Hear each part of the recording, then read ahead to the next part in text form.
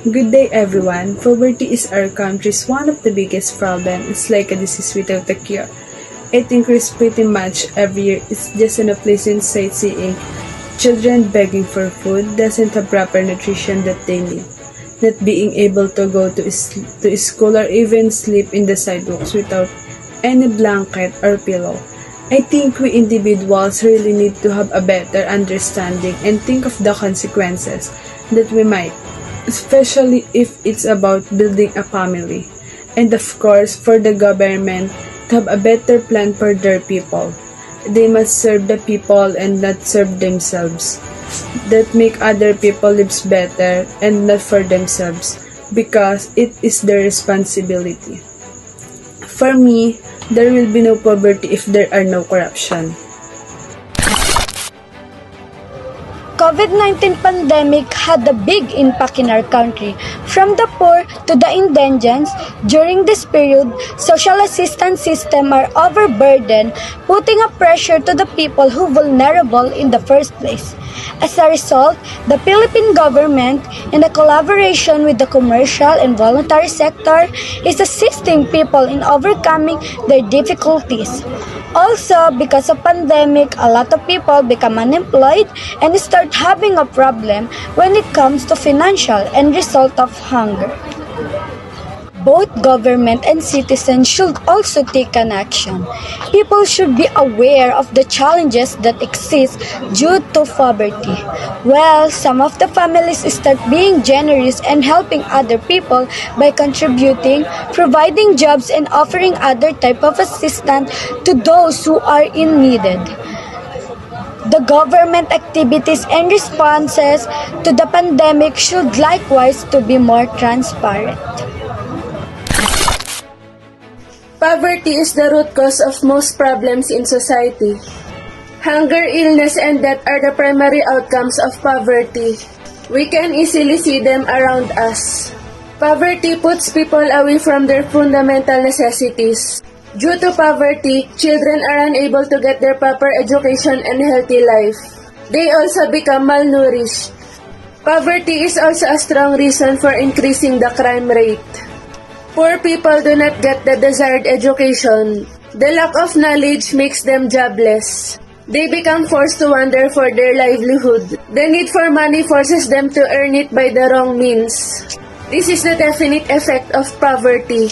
Poverty is not only a problem of human beings, but it is a national problem. It should be resolved by implementing some effective methods on a quick basis. Various steps were taken by the government to remove poverty, but no clear results were shown. Elimination of poverty is very important for the people, economy, society, and the ever-increasing and inclusive growth of the country. It is very necessary for each person to unite to root out poverty. Good day. Poverty is like a punishment for a crime didn't commit. We woke up again to the glory of God, celebrating to the gift of life. We are so blessed to have so many things we had. Definitely had a team for. But have you looked around today behind yourself? Are you aware someone woke up today as well, weak and dying out of hunger and thirst? Pause for a moment. We must raise our voice and demand change. Change the current institution who aren't working as they supposed to, change to our government who aren't making the right decision or even the hardest decision to help that transform our society.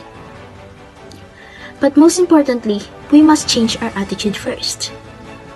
And now, with the advent of the pandemic in our country, the situation in the Philippines has become more difficult. People who are struggling because they have no income, and others, they have jobs but their income is not right for their daily lives. COVID-19 has a huge impact on the poverty of the Philippines. And according to Alex Pinamang, despite the impact of COVID-19 on poverty in the Philippines' infrastructure projects can help provide employment for each citizens. Implementing Build program could help the Philippines find its way to economic recovery. Philippines is a country located in Southeast Asia, comprised of more than 7,000 islands. Poverty has proven to be one of the most significant challenges facing this country and its citizens. Filipinos are having a hard time surviving in such difficult conditions, and more are falling into extreme poverty. There are many reasons why Philippines is considered a third world country. The country faces issues such as congestion, high poverty rates, high levels of crimes, and corruption. Let's focus on the high poverty rates.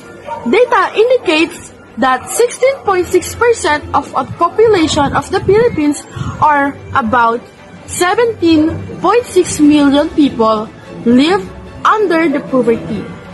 Philippines is still experiencing poverty because of lack of family planning, and they are increasing and spreading. Family planning is one of the most common causes that increase the total of population in poverty.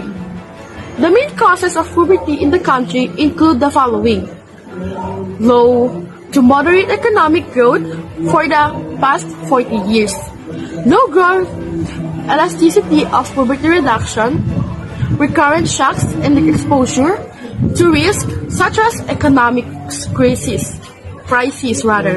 conflicts, natural disasters, and environmental poverty. That's why Philippines is still in high poverty. 3 facts about the poverty in the Philippines. The Philippines is exposed to more brilliant disasters than any other nations in the world. These disasters, which include typhoons and earthquakes, contribute heavily to the high poverty rate in this country.